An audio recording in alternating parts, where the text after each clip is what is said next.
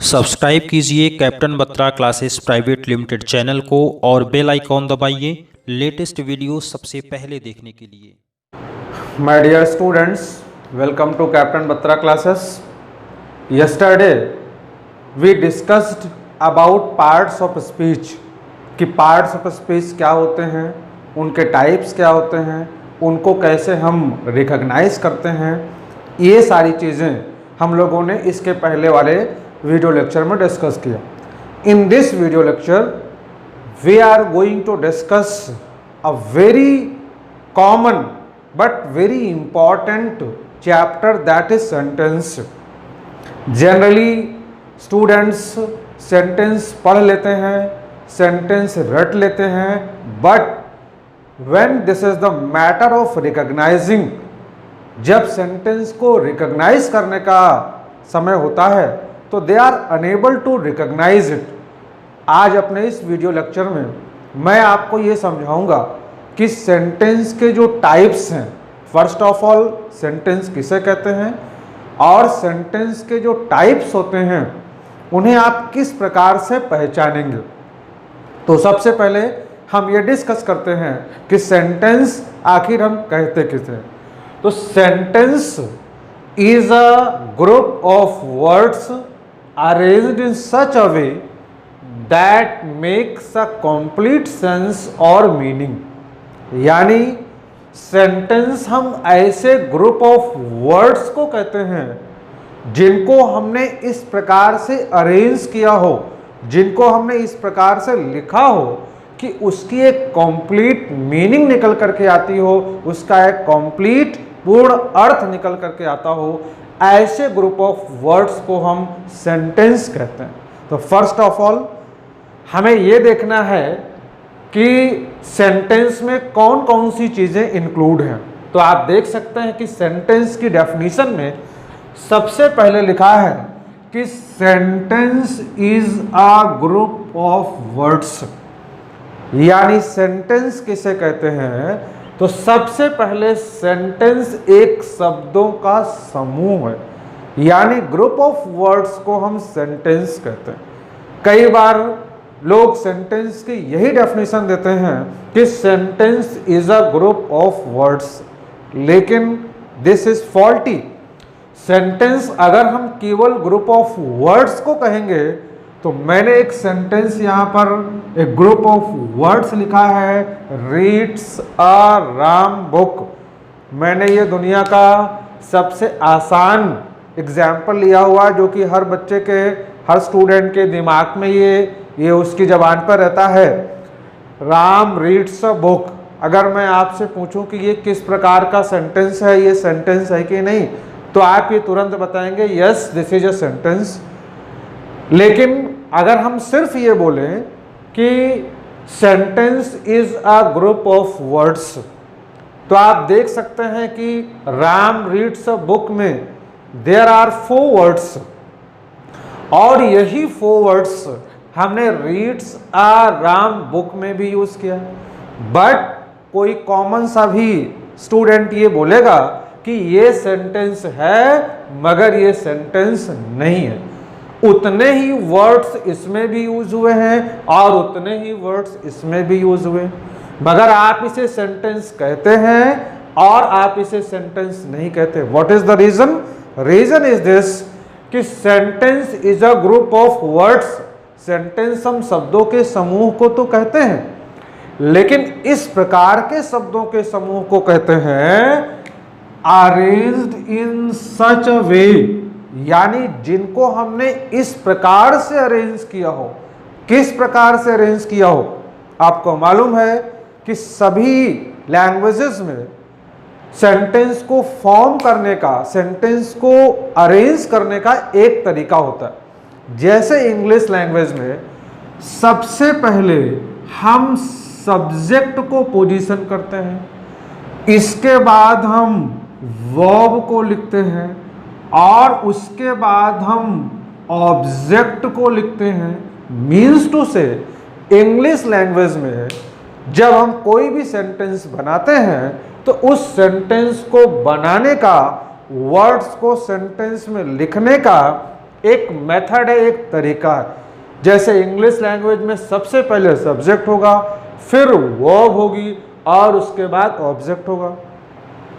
अगर इस ऑर्डर में आपने सेंटेंस में वर्ड्स को लिखा होगा तब तो वो सेंटेंस कहलाएगा, अन्यथा रीड्स अ राम बुक में उतने ही वर्ड्स यूज हुए हैं लेकिन ये सेंटेंस नहीं है, और ये जो लिखा है ये सेंटेंस है। ये सेंटेंस को रिकॉग्नाइज करने का दूसरा स्टेप है। पहला स्टेप क्या था कि सेंटेंस हम ग्रुप ऑफ वर्ड्स को कहते हैं। दूसरा स्टेप ये है कि जिनको हमने इस प्रकार से अरेंज किया हो। किस प्रकार से? जैसा मैंने आपको बताया कि सब्जेक्ट वर्ब ऑब्जेक्ट, अगर इस प्रकार से आप अरेंज करेंगे तो वो सेंटेंस कहलाएगा। तीसरा स्टेप ये है कि that makes a complete sense, यानी सेंटेंस हम ऐसे ग्रुप ऑफ वर्ड्स को कहते हैं जिसकी एक कंप्लीट मीनिंग निकल करके आती हो। अगर ये दोनों स्टेप्स फॉलो भी होते हों और उस सेंटेंस की कंप्लीट मीनिंग ना निकल करके आती हो तो भी वो सेंटेंस की क्राइटेरिया में सही नहीं होगा। फॉर एग्जाम्पल, अगर मैं ये लिखूं कि आई एम, अब इस सेंटेंस में हमने टू वर्ड्स का यूज किया है। आई ये सब्जेक्ट है और एम ये वर्ब है, और किसी भी सेंटेंस को फॉर्म करने के लिए अगर उसमें सब्जेक्ट और वर्ब है तो आप उसे सेंटेंस कह सकते हैं ग्रामर के आधार पर। लेकिन अगर हम सिर्फ ये बोले कि आई एम यानी मैं हूं, तो इतना कहने से सेंटेंस की मीनिंग स्पष्ट नहीं होती है, इसलिए ये कंप्लीट मीनिंग नहीं दे रहा।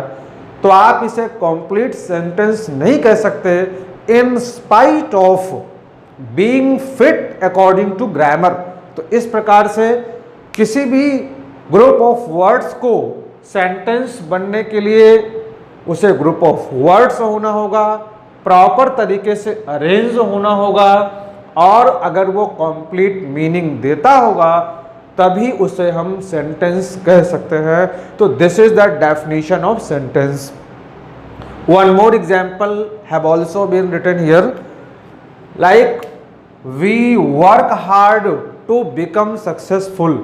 इसमें हमने कुछ वर्ड्स को यूज किया और ये एक ग्रुप ऑफ वर्ड्स है, और हमने जिस प्रकार से लैंग्वेज में वर्ड्स को पोजीशन किया जाना चाहिए उस तरह से उसी सीक्वेंस में हमने वर्ड्स को यहाँ पर रखा और ये अपनी कंप्लीट मीनिंग देता है, तो हम ये कह सकते हैं कि दिस इज अ सेंटेंस। तो हैंस सेंटेंस हम ऐसे ग्रुप ऑफ वर्ड्स को कहते हैं जो प्रॉपर तरीके से अरेंज हो और उसकी कंप्लीट मीनिंग निकल करके आती है। Now we come on the next step. अगला स्टेप है कि सेंटेंस कितने टाइप्स के होते हैं, सेंटेंस कितने प्रकार के होते हैं। On the basis of the function, यानी ग्रुप ऑफ वर्ड्स के द्वारा जो कार्य किया जाता है उसके आधार पर सेंटेंस कितने प्रकार के होते हैं। तो now we are going to discuss it. पहला है असर्टिव सेंटेंस, दूसरा है interrogative sentence, next imperative sentence, and fourth is exclamatory sentence. Assertive sentence किस प्रकार के सेंटेंस को कहते हैं? ऐसा group of words, try to recall it, कि मैंने सेंटेंस की डेफिनेशन में आपसे कहा था कि sentence is a group of words, इसलिए वो कंडीशन फिर से अप्लाई हुई कि sentence is a group of words. यानी असर्टिव सेंटेंस हम ऐसे ग्रुप ऑफ वर्ड्स को कहते हैं दैट मेक्स अ स्टेटमेंट और असर्शन, यानी जो किसी स्टेटमेंट को करता है, जो किसी कथन को करता है, या असर्शन मीन्स भी कथन होता है। अगर हम शब्द के माध्यम से भी इस बात को समझना चाहें तो स्टेटमेंट में दो वर्ड्स हैं, इसका जो रूट वर्ड है वो है स्टेट। स्टेट का मतलब होता है कहना, और मेंट लगा करके हमने इसको नाउन बना दिया और ये हो गया स्टेटमेंट। स्टेटमेंट का मतलब है कथन। दूसरा है असर्शन। असर्शन में भी दो हैं, असर्ट और ION, ये एक प्रीफिक्स लगा हुआ। असर्ट मीन्स होता है कहना और स्टेट का मतलब है कहना। तो असर्टिव सेंटेंस हम ऐसे सेंटेंस को कहते हैं जिसके माध्यम से हमने कोई स्टेटमेंट या कोई असर्शन यानी कोई कथन अगर हमने किया हो तो उसे उस ग्रुप ऑफ वर्ड्स को हम असर्टिव सेंटेंस कहते हैं। लेकिन अगर ये मैं आपसे पूछूं कि the earth revolves around the sun, कैसे आपने ये बात पहचान ली कि ये एक स्टेटमेंट है या ये एक कथन है? तो यू विल बी कंफ्यूज्ड कि कैसे ये कथन है। असर्टिव सेंटेंस के बारे में एक और बात ध्यान में रखनी चाहिए, वो ये है कि असर्टिव सेंटेंस हम ऐसे ग्रुप ऑफ वर्ड्स को कहते हैं जो हमें इंफॉर्मेशन देने का काम करता है, जो हमें जानकारी देने का काम करता है। जैसे इसको पहचानने के लिए यह बात समझना बहुत ज़रूरी है, जैसे the earth revolves around the sun. सर्वप्रथम जब आपके टीचर ने, आपके पेरेंट्स ने ये बात आपको बताई कि the earth revolves around the sun, यानी अर्थ सन के चारों तरफ चक्कर लगाती है, तो ये एक ग्रुप ऑफ वर्ड्स, और इस ग्रुप ऑफ वर्ड्स के माध्यम से आपको एक इंफॉर्मेशन मिली, आपको एक जानकारी मिली कि जो अर्थ है वो सन के चारों तरफ चक्कर लगाती है। तो इस प्रकार से ये ऐसा ग्रुप ऑफ वर्ड्स है, यानी ऐसा सेंटेंस है जो हमें इंफॉर्मेशन देने का काम करता है। ठीक ऐसे ही the sun rises in the east, sun east में निकलता है। जब आप बिल्कुल छोटे बच्चे हैं तो आपको नहीं मालूम कि सन ईस्ट में निकलता है कि वेस्ट में निकलता है कि किस डायरेक्शन में निकलता है, लेकिन जब आपको ये कहा जाता है आपसे कि the sun rises in the east, sun east में निकलता है, तो ये एक असर्टिव सेंटेंस है, यानी इसमें जो ग्रुप ऑफ वर्ड्स यूज किए हैं वो आपको इंफॉर्मेशन देने का काम करते हैं। तो ये तो डेफिनेशन है कि ऐसा ग्रुप ऑफ वर्ड जो स्टेटमेंट या असर्शन को करता है उसे हम असर्टिव सेंटेंस कहते हैं। लेकिन इसके साथ साथ ये बहुत इंपॉर्टेंट बात है असर्टिव सेंटेंस को पहचानने के लिए कि ऐसा ग्रुप ऑफ वर्ड्स जो हमें इंफॉर्मेशन देने का काम करता है उसे हम असर्टिव सेंटेंस कहते हैं। ये चीज़ हम इंटरोगेटिव सेंटेंस से कंपैरिजन करके भी समझ सकते हैं, क्योंकि इंफॉर्मेशन देने का काम जो हमने ये 4 टाइप्स के सेंटेंसेस लिखे हैं, इनमें इंफॉर्मेशन देने का काम केवल और केवल असर्टिव सेंटेंस ही कर सकता है। कोई और सेंटेंस इंफॉर्मेशन देने का काम नहीं कर सकता। यही तो बेसिस है, यही तो आधार है जिस पर हमने सेंटेंसेस को कैटेगराइज किया हुआ है। तो असर्टिव सेंटेंस ऐसे ग्रुप ऑफ वर्ड्स को कहेंगे जो हमें कोई जानकारी देगा। इसे हम इंटरोगेटिव सेंटेंस से कंपेयर अगर करें तो इंटरोगेटिव सेंटेंस की डेफिनेशन ये है कि a group of words that ask a question, यानी ऐसा ग्रुप ऑफ वर्ड्स जो हमारे से क्वेश्चन पूछने का काम करता है, जो हमसे इंफॉर्मेशन मांगता है, यानी जो हमसे जानकारी मांगता है। Like what is your name, अगर कोई आपसे पूछता है कि व्हाट्स योर नेम, तो ये भी एक ग्रुप ऑफ वर्ड्स है। ठीक ऐसे ही जब आपने कहा कि the earth revolves around the sun, जब इसके रिप्लाई में आप कहते हैं व्हाट्स योर नेम के रिप्लाई में आपने कहा कि माई नेम इज अमित, अब यहां पर भी आपने 1 2 3 4 वर्ड्स यूज किए। जैसे व्हाट इज योर नेम में 4 वर्ड्स हैं और ये एक सेंटेंस है, ऐसे ही माय नेम इज अमित में भी 4 वर्ड्स हैं और ये एक सेंटेंस है। लेकिन इन दोनों ग्रुप ऑफ वर्ड्स में क्या डिफरेंस है? ये जो व्हाट इज योर नेम लिखा है, ये ग्रुप ऑफ वर्ड्स क्वेश्चन पूछने का काम करता है, इसलिए इसे हम इंटरोगेटिव सेंटेंस कहते हैं। और माय नेम इज अमित, ये हमें इंफॉर्मेशन देने का काम करता है, इसलिए इसे हम असर्टिव सेंटेंस कहेंगे।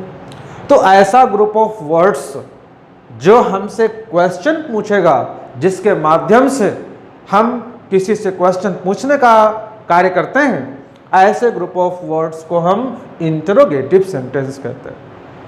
इन दोनों के बीच में कंपैरिजन करना जरूरी है ताकि हम असर्टिव सेंटेंस को और बेहतर समझ सकें। Next is where have you come from. अगर आप किसी से पूछते हो कि where have you come from, तो you have put a question before him कि वो कहाँ से आया है। आपने उसके सामने एक प्रश्न रखा, ही हैज टू रिप्लाई कि वो कहाँ से आया, और रिप्लाई में जो चीज आएगा वो आपका असर्टिव सेंटेंस हो जाएगा। तो this is the interrogative sentence. Next sentence is imperative sentence. Imperative sentence हम किस प्रकार के ग्रुप ऑफ वर्ड्स को कहते हैं, यानी किस प्रकार के शब्दों के समूह को हम इंपरेटिव सेंटेंस कहते हैं। तो इसमें 4 कंडीशंस हैं। पहला है कि a group of words that expresses command, request, entreaty और विश, यानी ऐसा ग्रुप ऑफ वर्ड्स जिसके माध्यम से हम किसी को आदेश देंगे या कोई हमारे को आदेश देगा।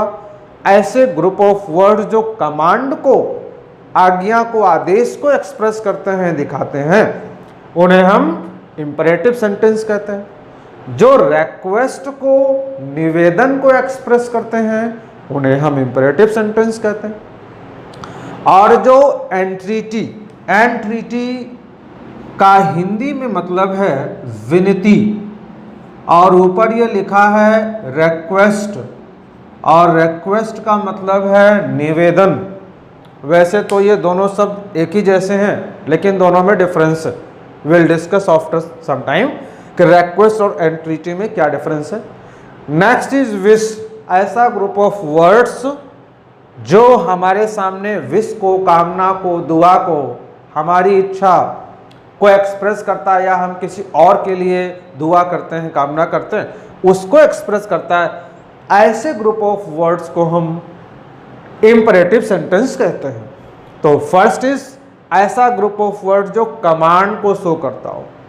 जैसे अगर किसी ने आपसे कहा कि शट द डोर, तो इसका क्या मतलब आप निकालते हैं, क्या अभिप्राय निकलता है कि आपसे ये आपको इन्फॉर्मेशन दी जा रही है या आपसे कोई क्वेश्चन पूछा जा रहा है? नहीं, यहाँ पर आपको आदेश दिया जा रहा है, आपको ऑर्डर दिया जा रहा है कि ये काम आपको करना है। तो शट द डोर का मतलब है कि you have been given order by someone. तो ये ऑर्डर को एक्सप्रेस करता है। अगर आपको वही चीज़ थोड़े अलग तरीके से पूछी जाए कि प्लीज़ शट द डोर, तो नाउ ये जो ग्रुप ऑफ वर्ड्स है, प्लीज शट द डोर या please bring a glass of water, ये रिक्वेस्ट को शो करता है, ये निवेदन को दिखाता है। तो रिक्वेस्ट को शो करने के लिए जिन ग्रुप ऑफ वर्ड्स का हमने यूज किया, उन्हें हम इंपरेटिव सेंटेंस कहते हैं। फिर है एंट्रीटी। एंट्रीटी का मतलब है विनती। एंट्रीटी को शो करने के लिए एक सेंटेंस लिखा है कि ओ गॉड प्लीज हेल्प मी। अब अगर आप किसी से कहें कि please bring a glass of water, और आप जब ये बोलते हैं कि ओ गॉड प्लीज हेल्प मी, इन दोनों सेंटेंसेस में डिफरेंस है। डिफरेंस क्या है कि पहला जो सेंटेंस है वो रिक्वेस्ट को, और दूसरा जो है वो एंट्रीटी को दिखाता है। रिक्वेस्ट जो शब्द है, इसका यूज हम फॉर्मल सेंस में करते हैं। जैसे अगर आप किसी से बोलते हैं कि please give me your pen, उसकी मर्जी, उसने पेन आपको दिया या नहीं दिया। हाँ, ये दिस इज फॉर्मल। जब हम फॉर्मल तरीके से किसी से रिक्वेस्ट करते हैं तो वो रिक्वेस्ट है। लेकिन अगर हम उसके सामने गिड़गिड़ाने लगे, यानी रिक्वेस्ट के आगे की सिचुएशन जो होती है वो एंट्रीटी है। एंट्रीटी मतलब विनती। जब हम गिड़गिड़ाते हैं किसी के सामने तो this situation is called entreaty. Suppose that you are on the way to your office and your bike is punctured on the way, then you have no support from anyone, then what do? You entreat to the God. उस समय आप ईश्वर से प्रार्थना करते हैं, निवेदन नहीं करते कि ओ गॉड प्लीज मेरे को ये चीज अवेलेबल कराए। नहीं, this is not your office. यहां आप ईश्वर से गिड़गिड़ाते हैं कि ओ गॉड प्लीज हेल्प मी। तो जो गिड़गिड़ाने की विनती करने की सिचुएशन होती है, उस सिचुएशन को एक्सप्रेस करने के लिए हम जिन ग्रुप ऑफ वर्ड्स का यूज करते हैं उसे हम एंट्रीटी कहते हैं और वो इंपरेटिव सेंटेंस कहलाएंगे। Next is wish. विश का मतलब कामना या दुआ। Suppose that your friend is going for examination, you meet him on the way और आप उसे विश करते हैं कि may God you achieve success in your examination. ईश्वर करे कि तुम अपनी परीक्षा में सफल हो। अब ये जो सेंटेंस लिखा है कि may God you achieve success और ओ गॉड प्लीज हेल्प मी, इन दोनों में भी डिफरेंस है। डिफरेंस ये है कि यहाँ पर आप स्वयं के लिए प्रार्थना कर रहे हैं। तो जब आप स्वयं के लिए प्रार्थना कर रहे हैं तो दिस इज एंट्रीटी, और जब आप दूसरों के लिए दुआ कर रहे हैं, कामना कर रहे हैं, तो this is wish. In this way imperative sentence 4 conditions को दिखाता है: कमांड, रिक्वेस्ट, एंट्रीटी या विश। तो ऐसे ग्रुप ऑफ वर्ड्स जो इन कंडीशंस को शो करते होंगे उन्हें हम इंपरेटिव सेंटेंस कहेंगे। Now we come on the last sentence, that is exclamatory sentence. हालांकि एक्सक्लेमेटरी सेंटेंस का हमारे व्यावहारिक जीवन में बहुत ज़्यादा प्रयोग नहीं होता, क्योंकि ये जैसा आपके सामने लिखा है कि एक्सक्लेमेटरी सेंटेंस हम ऐसे सेंटेंसेस को कहते हैं जो हमारे हार्ट की सडन फीलिंग्स को दिखाते हैं। नॉर्मली हम जब व्यवहारिक जीवन में होते हैं तो हम या तो ज़्यादातर असर्टिव सेंटेंस का यूज़ करते हैं या इंटरोगेटिव सेंटेंस, फिर इंपरेटिव और एक्सक्लेमेटरी सेंटेंस। वो हमारी सडन फीलिंग्स अगर निकल करके बाहर आती हैं या जो हमारे इमोशंस हैं, जैसे अचानक से अगर हमें अब किसी बात को लेकर के हमें खुशी मिले, हम खुश हो जाएं या दुखी हो जाएं, या कोई चीज़ से हमें हेट्रेड हो, तो हमारे हार्ट की जो सडन फीलिंग्स है, इन्हें अगर एक्सप्रेस करने के लिए जिन ग्रुप वर्ड्स का हम यूज़ करते हैं, उन वर्ड्स को या ये वर्ड्स जिस प्रकार के सेंटेंस में यूज़ होते हैं उन्हें हम एक्सक्लेमेटरी सेंटेंस कहते हैं। For example, hooray, we have won the match.